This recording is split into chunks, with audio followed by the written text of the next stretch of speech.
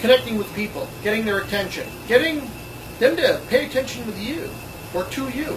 So we're talking about today, everydaykt 349. How in the hell do you do that? Especially if you don't know anything about the people you're dealing with. So there's a bunch of different ways to do it. If it's kids, it's a hell of a lot easier. Simple, do what they're doing. Go play a game with them. Go do something cool with them. Go learn about the video game that they're playing or whatever it is that they like. Very simple to do. Tonight I was out with the Scouts playing laser tag. It was cool, but now they know that I actually understand what they do and how they do it. You know, it was actually a lot of fun. So that's the easy way. Go do what they do. If it's now, and with kids, you actually have to show a little bit of proficiency, because if they kick your ass at it every single time you do whatever it is, they're going to kind of waltz all over you. But if you get decent at it, doesn't matter what it is. It could be a video game, it could be laser tag, it could be checkers, it could be tying your shoe. Doesn't matter.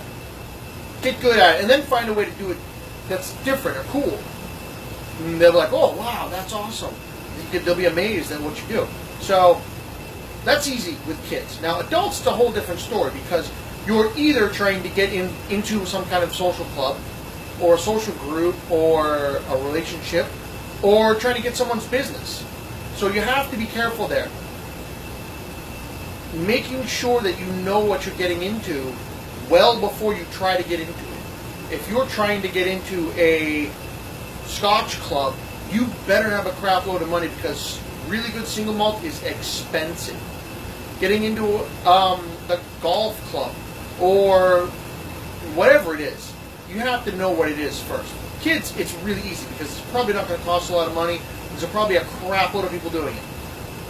When you're doing things with adults, you have to be very knowledgeable about what it is, because you cannot fake it when you walk in to a humidor full of $20, $30, $50 cigars and start just BSing about them. It just doesn't happen.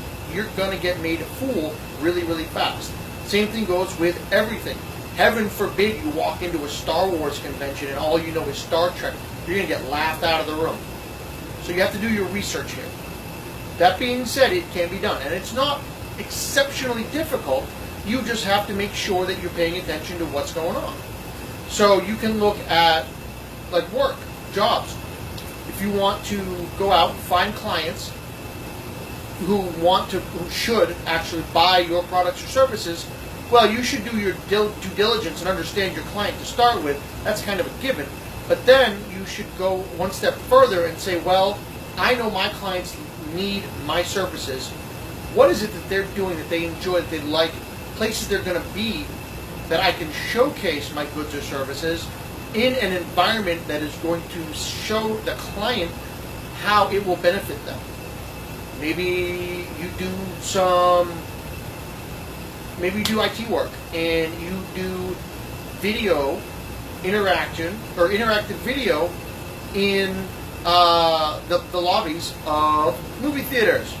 Well, what do? You go to movie theaters. Your clients are people who go to movies. So go to the movies a bunch, figure out what they like, and then try to figure out how to get them involved and engaged with what you're doing on screen. I brought that up because I have a friend who's doing that.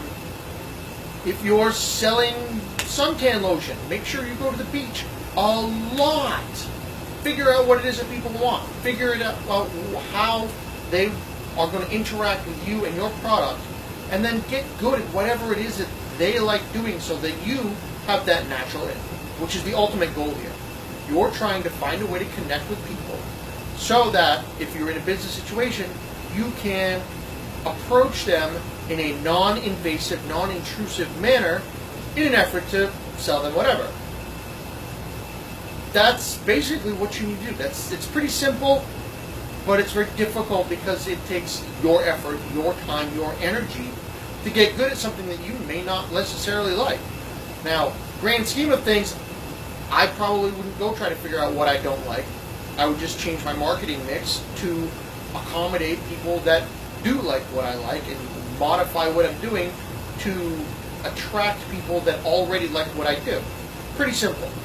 But, like I said, it takes time, it takes energy, and it takes a lot of effort on your part. People give me crap. What? It might be. Chris is giving me crap, as always. Anyway, so you gotta understand who you're wanting to get involved with. Figure out what it is they like. Figuring out how they do it, what they do, all of the vocabulary, how the mannerisms, the rules, all of that stuff. The noise in the background, I'm in the basement. So those of you who are wondering why it sounds like I'm in a furnace room, because look at that. Oh, you can't see it. That's what I thought. Yeah, there's a furnace behind me. You know why I'm in here? Because it's a hell of a lot warmer than my garage. And it just kicked on. It's hardly ever on. I'm just going to figure out a way to get a noise filter so that that thing is not noticeable. Bingo! And my great friend, Mr. Greenberg from California. Best marketing is from the client's perspective. Figure out what it is they like and let them do the rest. That's exactly right, Nathan. Thank you very much. So, there you go. There you have it right there. That's how you find people and how to get involved with them and connect with them. And you just figure out what they do. Figure out what they like. And do that.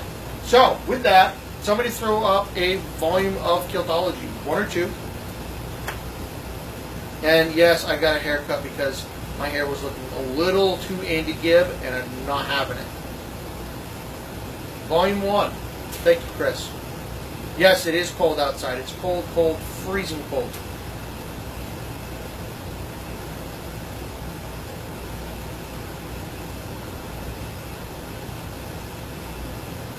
Those are all no good. So here we go, connecting with people. So in an effort to connect with people, what you want to do is you want to figure out what they like, what they don't like, and then appeal to that sense of what they like. This will not do that. It's in Kiltology, Volume 1 on Amazon. Kiltology number 83. I once heard someone say they had enough kilts and didn't need any more. So all kilties know this is an impossible statement. The minute you think you have enough kilts, you will discover a new kilt that you have to have. So when anyone tells you they have enough kilts, they don't need any more. They are completely satisfied with the collection they have. Obviously, do not actually wear kilts very often. I have not once met a man, or woman for that matter, who have said that I have every kilt that I ever want. Ever. It's never once happened in my life. So with that, I hope all of you have a fantastic Monday night. And tomorrow, it's Tuesday, do me a favor.